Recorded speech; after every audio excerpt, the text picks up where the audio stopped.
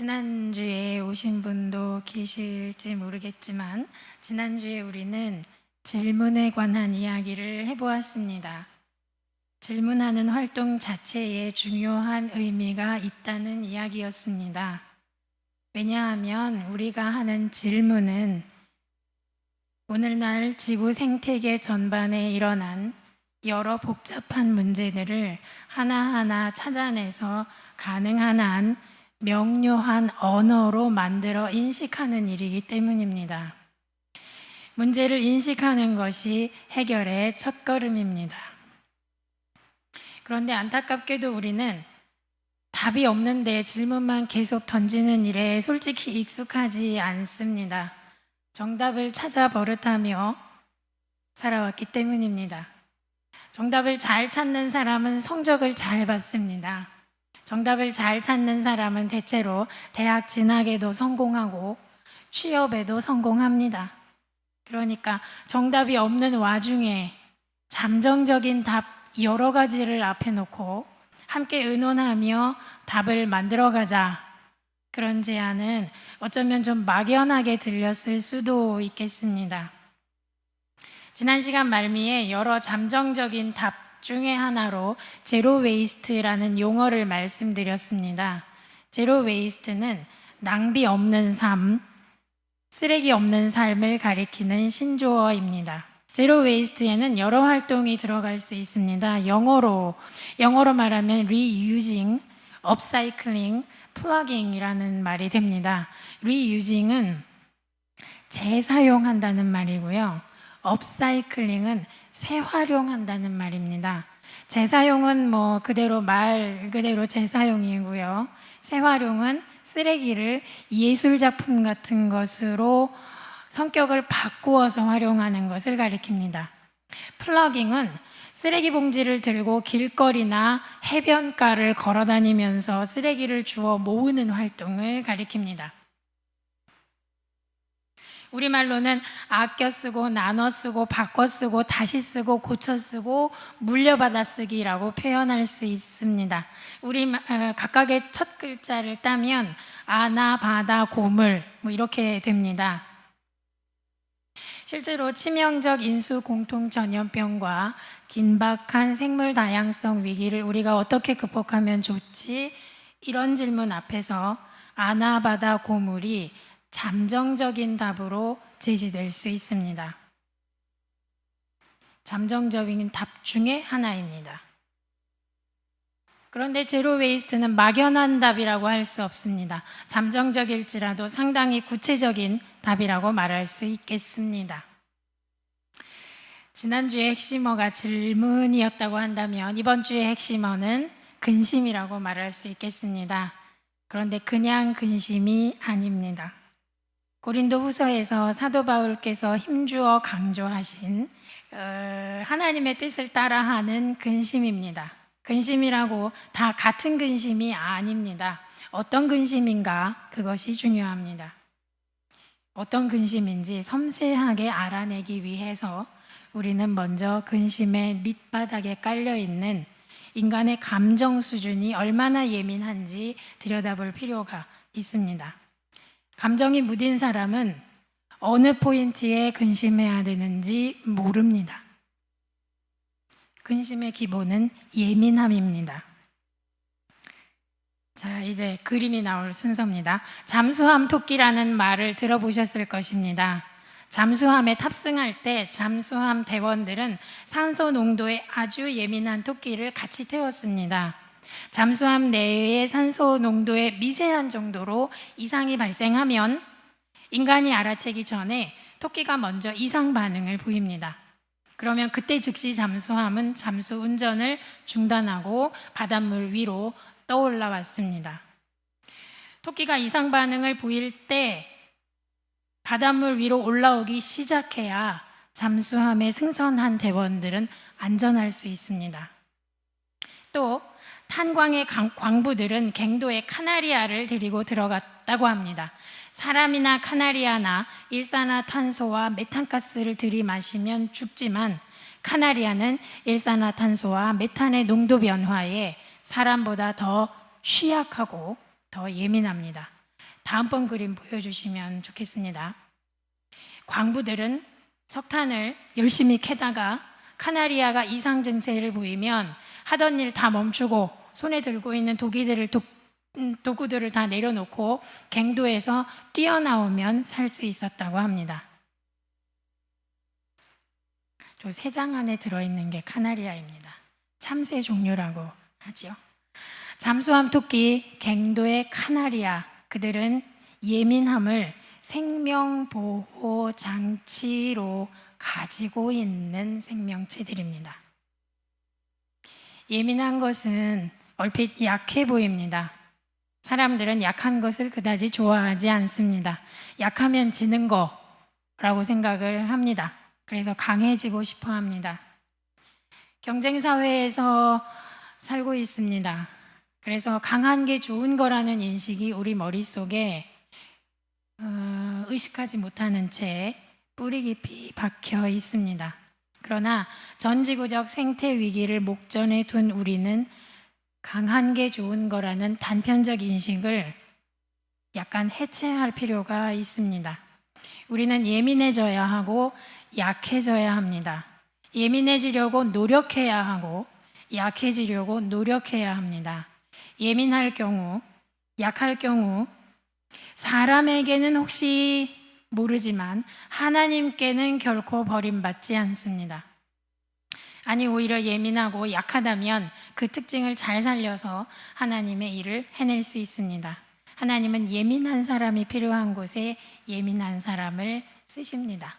약한 사람이 필요한 곳에 약한 사람을 쓰십니다. 잠수함에 타는 대원들이 적응력이 좋은 강아지를 데려가는 게 아니라 토끼를 데려가는 것처럼, 또 갱도에 들어가는 광부들이 독수리를 데려가는 게 아니라 카나리아를 데려가는 것처럼 말입니다.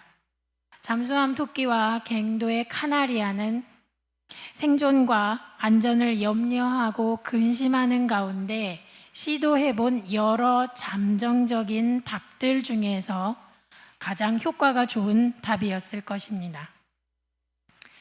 자, 고린도 후서를 기억해 보겠습니다. 사도 바울은 말씀합니다. 근심하는 것이 더 바람직하다고 말입니다.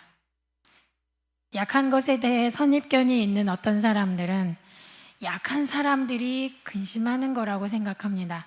쓸데없이 예민해서 근심에 빠지는 거라고 부정적으로 보곤합니다. 대범하지 못해 사소한 걱정을 사소한다고 지적하기까지 하는 사람들도 있습니다. 강해지라고 옆에서 기도해 주겠다는 분들도 종종 있습니다. 근심을 나쁜 것으로 여기는 분위기가 있기 때문입니다. 근심이 적을수록 좋다고 생각합니다. 그러나 근심이 적을수록, 근심을 하지 않을수록 언제나 좋다. 그것은 아닐 수 있습니다. 근심을 할수록, 근심이 클수록 좋을 때가 있습니다. 그 근심이 하나님의 뜻대로 하는 근심일 경우가 그러합니다. 다음 그림 보여주세요. 그 옛날 에덴 동산에서 선악과 나무 밑에서 뱀 혹은 사탄의 말을 듣고 있을 때 이브는 내가 이걸 먹는다면 하나님께서 어떻게 반응하실까 근심했었어야 했습니다.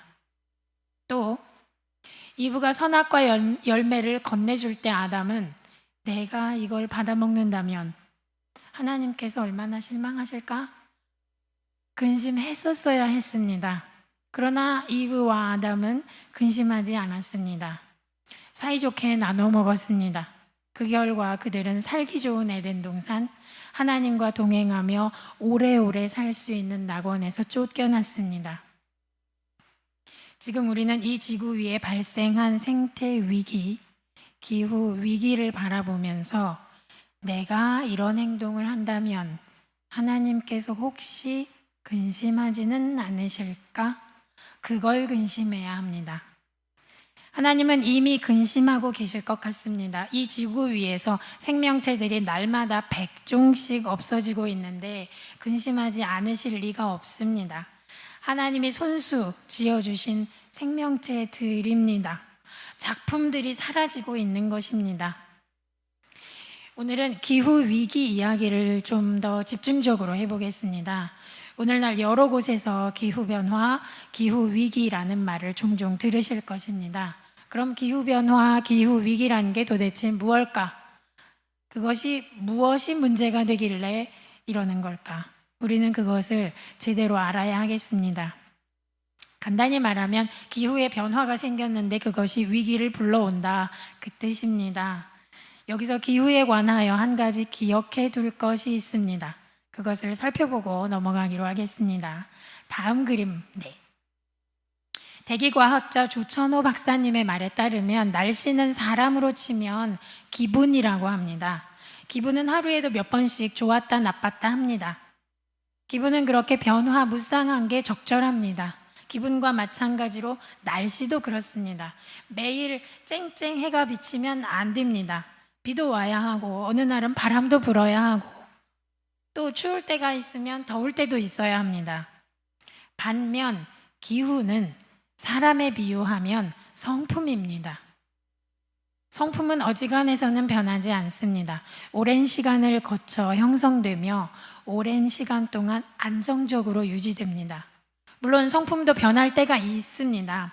하지만 성품의 변화에는 어떤 큰 흐름이나 방향이 내재되어 있으며 오래도록 타인과 영향을 주고받으면서 일정 정도 합리적인 변화의 과정을 거칩니다. 기후가 바로 그런 것입니다. 다음 그림 보여주세요. 예수님도 조 박사님과 비슷한데 좀 더 근본적이고 원칙적인 말씀을 하신 적이 있습니다. 누가복음 12장 56절을 읽어드리겠습니다. 너희가 구름이 서쪽에서 이는 것을 보면 곧 말하기를 소나기가 오리라 하나니 과연 그러하고 남풍이 부는 것을 보면 말하기를 심히 더우리라 하나니 과연 그러하니라. 외식하는 자여 너희가 천지의 기상은 분간할 줄 알면서 어찌 이 시대는 분간하지 못하느냐. 기후 위기 시대를 분간하여야 합니다. 일기예보만 신경 쓸 일이 아닙니다. 다음 그림 볼까요? 그림이 아니라 사진입니다. 지금 여러분은 지구 사진을 보고 계십니다. 동그랗고 파란 저 지구가 우리의 집입니다. 우리는 죽을 때까지 동그란 저 지구에서 살아갈 뿐 지구의 실물을 본 적도 없고 볼 수도 없고 아마 평생 눈으로 직접 보거나 하지 못한 채 죽을 것입니다.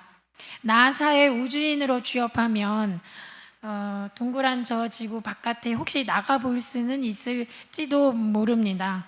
그러나 대부분의 평범한 사람들은 지구 바깥으로 한 걸음도 나가지 못하고 그냥 저 동그란 지구 위에서 평생 삽니다. 실제로 저렇게 작지는 않죠. 그래도 아무 문제 없습니다. 지구는 굉장히 좋은 곳이며 생명이 살기에 적합한 곳이기 때문입니다. 하나님께서 그렇게 창조해 주셨기 때문입니다. 이 지구는 생존의 조건입니다. 생존의 수단이 아닙니다. 그게 그거 아닐까 생각을 잠깐 하신 분들도 계실지 모르겠어요. 아닙니다. 예를 들어 보겠습니다. 인간은 산소를 들이마시고 이산화탄소를 내뿜는 호흡 방법을 사용하며 살아갑니다. 이 같은 호흡 방법은 생존의 수단입니다. 그런데 공기 중에 산소가 없으면 내가 호흡 방법을 아무리 잘 알고 있고 호흡 방법을 제법 잘 쓸 줄 아는 사람이라 할지라도 생존할 수 없습니다. 우리가 달에 간다면 달에서는 호흡 방법을 사용할 수가 없습니다. 화성에 우리를 떨어뜨려 놓으면 거기에서도 우리는 우리의 호흡 방법을 사용할 수 없습니다.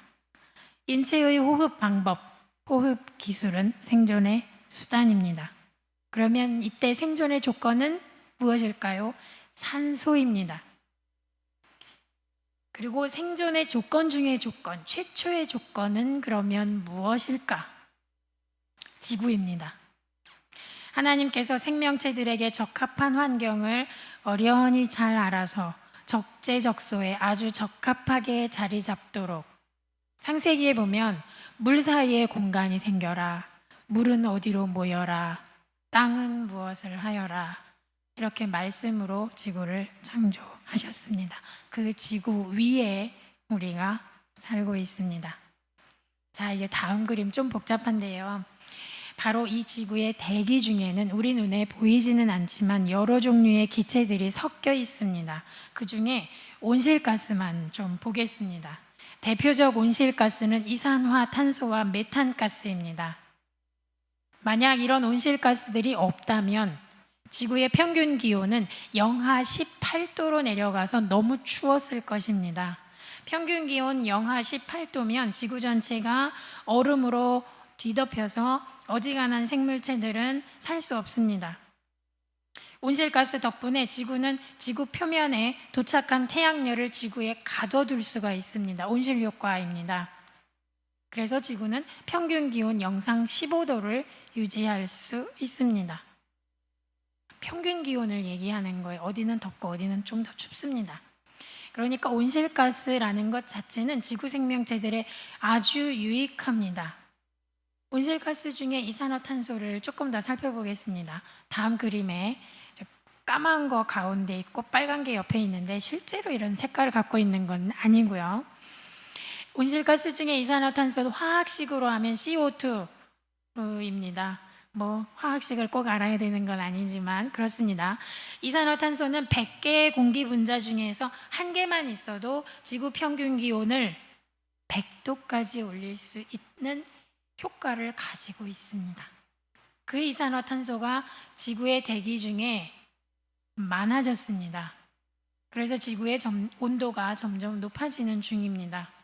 그런데 사실 대기 중 이산화탄소 비중으로 치면 지구의 온도는 계산을 해볼 때 지금보다 훨씬 높아야 됩니다. 펄펄 끓어야 됩니다. 그러나 웬일인지 그렇게까지는 높지 않습니다. 거기에는 이유가 있습니다. 다음 그림을 한번 볼까요? 바다가 지구의 열기를 90% 이상 흡수해 주고 있기 때문입니다. 만약에 바다가 지구의 열기를 흡수하다 못해서 포화 상태가 돼서 더는 열기를 흡수하지 못하는 상황이 오면 그때 무슨 일이 일어날까요? 이 질문을 제대로 한다면, 그러니까 아주 진심으로 성심성의껏 질문을 한다면 우리는 쾌적할 수가 없습니다. 근심에 빠지게 될 것입니다. 아니, 근심에 빠져야 합니다. 근심에 빠지는 것이 이를테면 정상입니다. 우리보다 앞서서 이 문제로 근심했던, 그리고 지금까지도 여전히 근심하고 있는 사람들 이야기를 좀 해보겠습니다. 유튜브에 들어가면 동영상으로 다 보실 수 있는데 화면 캡처를 통해서 몇 가지 중요한 대목들만 짚어보고자 합니다. 세번 스즈키, 여러분들 보시기에 왼쪽, 그리고 오른쪽에 그레타 툰베리입니다. 1979년생 세번은 1992년에 12살이 되었을 때 리우 회의에 참석해서 자신의 근심에 대하여 연설을 했습니다. 세번의 연설을 한마디 한마디 따라가 보겠습니다. 한마디 때마다 이렇게 바꿔주시면 되겠습니다. 저는 다음 세대를 위해 이 자리에 서 있습니다. 저는 집 밖에 나가는 것이 두렵습니다. 오존층에 뚫려 있는 구멍 때문에요. 숨 쉬는 것도 두렵습니다. 이제 많은 동식물들이 멸종됐다는 이야기가 들려옵니다. 매일 이 지구상에서 영원히 사라지고 있는 거죠. 저는 평생 야생동물을 보고 싶었습니다. 우리는 마치 시간이 충분하고 해결책을 가지고 있는 것처럼 행동하고 있습니다. 어떻게 회복시킬 수 있는지 모르겠다면 그걸 부숴버리는 일을 멈추세요. 저는 분노로 눈이 멀지 않았습니다. 그리고 두려워서 제 생각을 말하는 걸 피할 생각도 없습니다. 여러분은 우리가 어떤 세상에 살게 할지 결정하고 있습니다. 여러분의 말을 행동으로 보여주세요. 이 연설이 있었던 때가 1992년이었습니다. 오존층에 구멍이 생겨서 여러 사람들이 근심하고 있었던 때였습니다. 다음으로 2003년생 그레타 툰베리입니다. 연설하는 동안 내내 근심으로 일그러진 표정을 하고 있었던 그레타의 연설도 한마디 한마디 따라가 보겠습니다. 어떻게 감히 그럴 수 있나요? 여러분은 헛된 말로 저의 꿈과 어린 시절을 빼앗았습니다. 우리는 대멸종이 시작되는 지점에 있습니다. 그런데 여러분이 할 수 있는 이야기는 전부 돈과 끝없는 경제 성장의 신화에 대한 것뿐입니다. 도대체 어떻게 그럴 수 있습니까? 그런데 어떻게 그렇게 계속해서 외면할 수 있나요? 필요한 정치와 해결책이 여전히 아무 곳에서도 보이지 않는데요. 만약 정말로 지금 상황을 이해하는데도 행동하지 않고 있는 거라면 여러분은 악마나 다름없을 것이기 때문입니다. 그래서 기후위기가 초래한 결과를 떠안고 살아가야 할 우리는 여러분이 이 책임을 피해서 빠져나가도록 내버려 두지 않을 것입니다. 대략 27년의 간격을 두고 두 청소년은 각각 자기들의 근심을 전 세계 위정자들 앞에서 표현했습니다. 자, 요 다음 그림 보면 두 명이 같이 나와요. 세번과 그레타는 평상시에 저렇게 웃기도 하고 미소를 짓기도 합니다. 그러나 지구 위기, 지구의 생태 위기, 기후 위기 앞에서는 그들은 웃음과 미소를 멈추고 근심하기를 마다하지 않습니다. 자, 이제 화면에 보이는 오늘의 본문을 다시 한번 읽어보겠습니다. 세번과 그레타의 근심 가득한 표정을 기억하면서 말씀을 같이 읽어보겠습니다. 다 같이 한번 해볼까요? 두 번, 그 가운데 있는 그 연두색에 있는 거를 같이 읽어보겠습니다. 한 목소리로. 보라, 하나님의 뜻대로 하게 된 이 근심이 너희로 얼마나 간절하게 하며 얼마나 변증하게 하며 얼마나 분하게 하며 얼마나 두렵게 하며 얼마나 사모하게 하며 얼마나 열심 있게 하며 얼마나 벌하게 하였는가. 여기서 사도 바울이 근심을 최종 목표로 홍보하지 않았다는 사실을 우리는 잊어서는 안 되겠습니다. 사도 바울은 근심이 이후 여러 활동들을 불러일으키는 출발점이라고 강조합니다. 세번과 그레타의 근심은 바로 그렇게 이후 여러 활동들을 불러일으키는 출발점이 되는 근심이었다고 말할 수 있습니다. 환경 관련해서 여러 실천 행동 행사를 하거나 교육을 할 때 이런 표현이 적절한지 어떤지 잘 모르겠습니다만 뜻밖에도 청소년들의 반응이 열정적인 것을 저는 여러 번 목격하게 됩니다.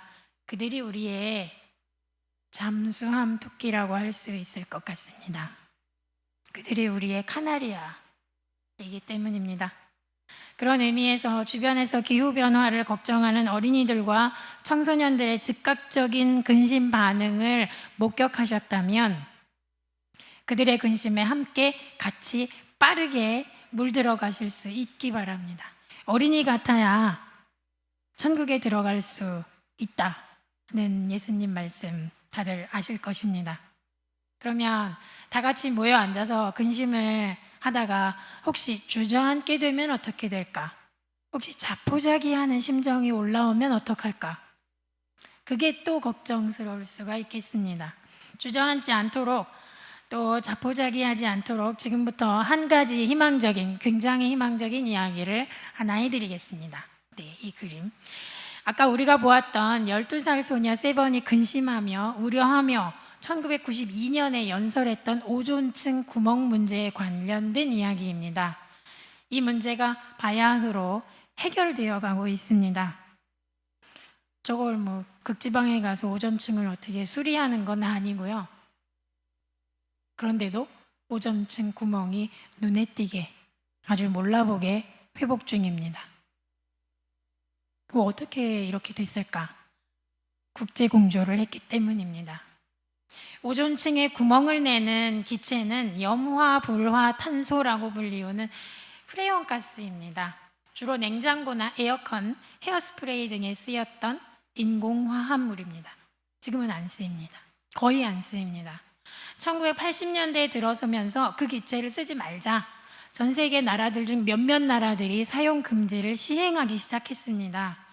1987년이 되니까 금지를 위한 국제공조에 40여 개 나라가 동참했습니다.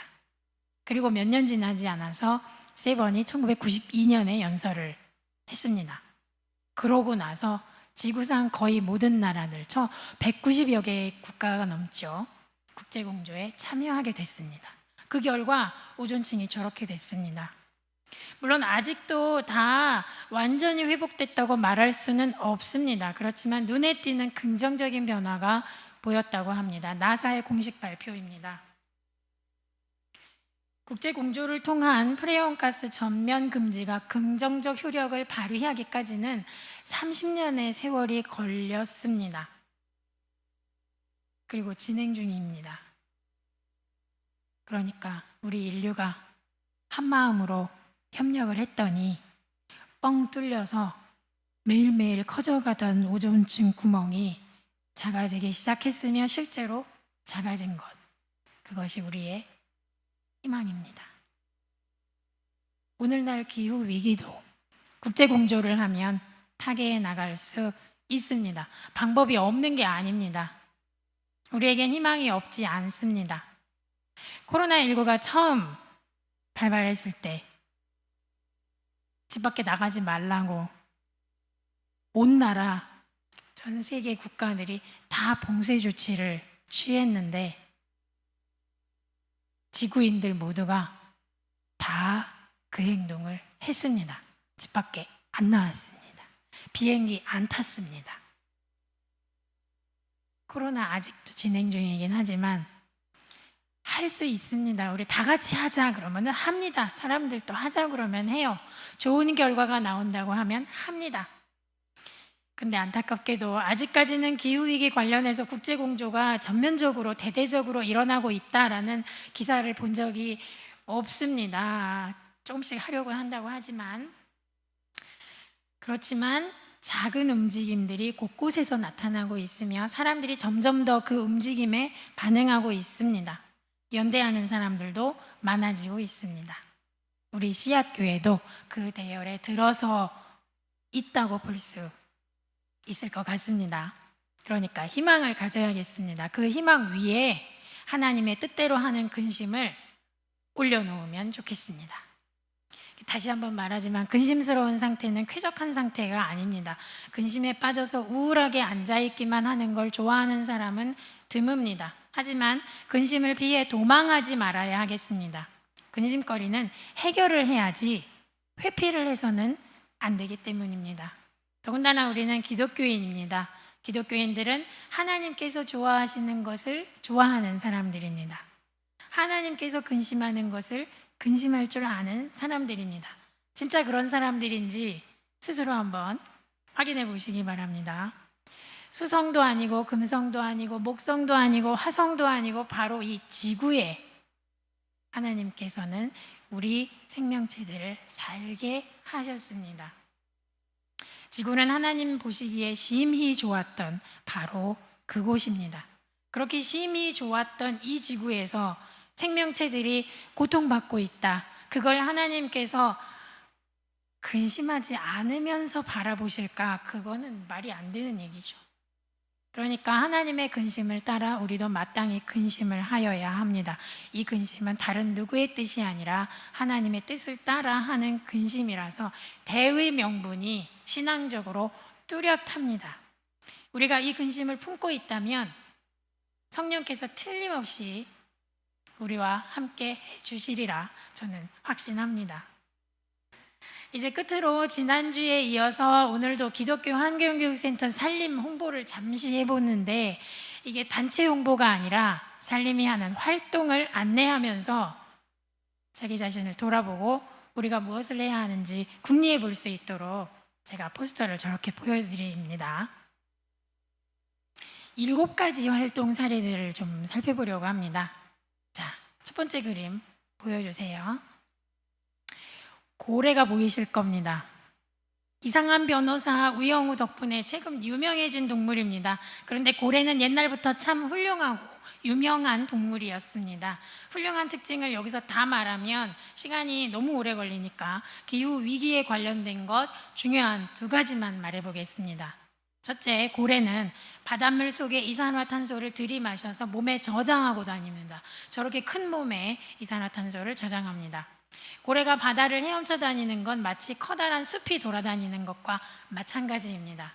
그러니까 우리는 고래가 잘 살 수 있도록 도와야 하겠습니다. 둘째, 고래는 똥을 많이 쌉니다. 고래똥은 산소 포집을 잘하는, 탄소 포집을 잘하는 식물성 플랑크톤의 먹이입니다. 식물성 플랑크톤은 고래똥을 먹고 오동통하게 잘 자라서 탄소 포집 작업을 열심히 합니다. 산소라고 하면 안 되는데. 우리 씨앗교회 교인들이 기후위기 해결사 고래처럼 이 세상에서 활동하면 어떨까? 제안을 해봅니다. 자, 이제 한 가지씩 볼까요? 그런 의미에서 우리가 주의 깊게 검토해야 할 용어가 있습니다. 바로 탄소 중립 기후교회라는 용어입니다. 탄소 중립은 탄소 배출을 0으로 줄인다는 뜻입니다. 중립에 선다는 뜻이 아니라 0으로 줄인다는 뜻입니다. 우리는 가난한 사람들과 취약한 사람들이 기후 위기에 먼저 영향받는 사실을 기독교 신앙의 눈으로 예민하고 섬세하게 바라보아야 하겠습니다. 교회는 가난한 사람들과 취약한 사람들을 돌볼 책임을 안고 있는 신자들의 모임입니다. 따라서 교회의 구성원인 우리는 탄소 중립을 일으켜야겠다 목표를 세워야 합니다. 물론 탄소 중립은 기독교인만 해야 하는 것은 아닙니다. 단 기독교인들은 높으신 하나님, 영광 받으실 하나님께 영과 진리로 예배를 드리듯 신앙 양심을 걸고 탄소 중립에 나서면 좋지 않을까 생각해 봅니다. 두 번째는 우리 집 에너지 효율을 높이는 것입니다. 에너지 효율을 높이는 것은 가시적이고 즉각적인 탄소 감량 방법이긴 합니다만 안타깝게도 지구에 몰아닥친 기후 위기의 직접적 해결책은 아닙니다. 전기요금이나 가스요금 절약 효과는 탁월할 것입니다. 여기서 더 나아가서 우리 집 에너지 효율을 높이는 활동이 멀리 볼 때 에너지 감량 및 에너지 전환을 도모하는 과감한 첫 발걸음이 될 수 있다는 사실을 기억하면 좋을 것 같습니다.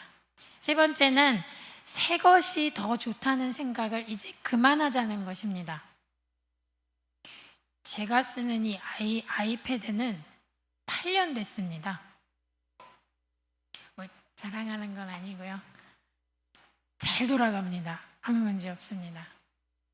쓰던 가정용 물품들이 고장나면 수리하거나 용도를 변경해서 계속 사용하고 음식물 쓰레기는 퇴비로 만들어서 활용할 수 있습니다. 그냥 내다 버리는 게 유일한 방법만은 아니라는 이야기입니다. 그리고 네 번째, 사방팔방에 플라스틱이 많아도 너무 많습니다. 큰 것은 큰 것대로, 작은 것은 작은 것대로, 미세한 것은 미세한 것대로 플라스틱은 완전 골칫거리입니다. 미세 플라스틱은 화장품에 좀 많이 들어있습니다. 그래서 남성분들은 사용하지 않을지 모르는데 여성분들 왜 스크럽폼이라고 해서 왜 알갱이가 들어있는 있어요. 그거는 좀 사용하지 않는 게 좋고요. 세탁세제에도 그런 것이 들어있을 수 있으니 잘 들여다보시면 좋겠습니다. 그거 일일이 제가 다 명단을 말씀해 드리기에는 지금 시간이 별로 없으니까 그런 거는 검색해 보면 바로 나옵니다. 그래서 이제 우리의 물음이 이것이길 바랍니다. 이걸 굳이 플라스틱 용기로 포장해야 해? 꼭 물어볼 수 있으면 좋겠습니다. 그리고 더 나아가서 플라스틱 용기를 제조하는 회사들이 망하기를 기도해야 되는데, 아니 정확히 말하면 망하는 게 아니라 다른 걸 만드는 회사로 발전하기를 기도하면 좋겠습니다. 청소년 분들께 이야기를 하면 그대로 받아들여요. 어린이 청소년 두 분 계시는데, 그래서 이렇게 플라스틱 비닐 이야기를 하면 이 친구가 집에 가서 부모님들을 압박을 합니다. 그래서 저의 언니가 마트에서 카운터 알바를 하시는데 어머니와 청소년 아이 둘이 물건을 사가지고 오더랍니다. 재활용 생활 쓰레기 봉투라고 글씨 막 써 있는 봉투, 그거는 왜 몇백 원 주고 살 수 있죠. 그리고 그런 비닐봉지는 우린 써도 된다고 생각을 하죠. 그래서 어머니께서 그 봉투를 사겠다고 이야기를 했어요. 그랬더니 옆에 있던 아이가 안 된다, 비닐이다. 그 어머니가 아니다, 이건 쓸 수 있는 비닐이다, 여기 쓰레기 재활용도 할 수 있다. 그 아이가 안 된다고 우기더랍니다. 그래서 이제 카운터에 서 있는 우리 언니는 이걸 줘야 되나 말아야 되나 들고 서 있었죠. 몇 초가 흘렀는데 그 아이가 결국은 이렇게 해결을 하더랍니다. 내가 이걸 손으로 다 들고 만약에 한 번에 다 들지 못하면 집에 갔다 와서 다시 가져갈 테니까 이 비닐 주지 말라고. 우리는 종량제 쓰레기 봉투 그냥 쓰죠. 근데 청소년 어린이들은 비닐이라는 거에 깜짝 놀라는 겁니다. 사실 그렇게 깜짝 놀라면 좋겠습니다. 그리고 플라스틱 용기를 만드는 회사들이 망하기를 기도하는 것도 생각해 볼 수 있습니다. 자, 5번째 볼까요? 기후 위기를 완화해 줄 선한 선택을 하자는 것입니다. 카풀, 대중교통, 자전거, 전기차, 그리고 마지막으로는 걷기 등을 선택하기를 권해드립니다. 석유로 굴러가는 자동차, 큼직하고 기름 많이 들어가는 자동차를 타는 게 인간답게 품위 있게 사는 거고 무시당하지 않는 방법이다, 이렇게 생각하는 어른들이 가끔 있습니다. 그런데 이렇게 주장하는 건 진짜로 인간답게 사는 것의 의미를 모르고 하시는 말씀입니다. 무시 좀 당하면 어떻습니까? 운동화 신고 걸어가서 원하는 장소까지. 그렇지 않으면 대중교통 사용하면 좋겠습니다. 다음번으로는 개인적인 실천만 하고 있을 게 아니라는 점을 반드시 기억하면 좋겠습니다. 이 사진에 제가 나왔는데요. 사회 구조적 변화를 추구하여야 한다는 말입니다. 기후 위기에 관한 한 무엇보다 총체적인 접근이 중요합니다. 나부터 실천하되 나에서 끝나면 안 됩니다. 우리의 목표는 나 자신의 변화뿐 아니라 사회 구조적 변화여야 합니다. 그 목표를 향해서 활동을 하다 보면 불가피하게 밀어붙여야 할 때가 있고 호소해야 할 때가 있으며 고집부려야 할 때가 있고 길거리에 나가서 행진을 하거나 저렇게 서 있어야 할 때도 있습니다.